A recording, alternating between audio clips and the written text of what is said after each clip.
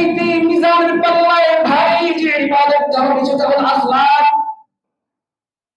ভালো গুণ ভালো চরিত্র, এর চাইতে ভালো কোন আমল ভারী কোন আমল মিজানের পাল্লায় আর কোনো ভারী হবে না।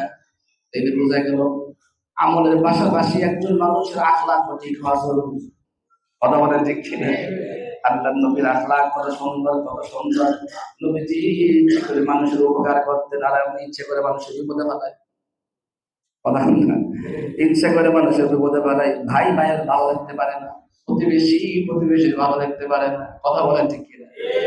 একজন আরেকজনের ভালো দেখতে পারে না, কিভাবে তাকে ক্ষতি করা যায় এইগুলো নিয়ে আমরা সারাদিন। আবার আরেকজনের কাছ থেকে বুদ্ধি পরামর্শ আসে যে আমার তো এইটা, এর কেমনি কি করা যায়, বুদ্ধি দাও। সমাজে কিছু লোক আছে বুদ্ধি পিছিয়ে খায়, আছে কি?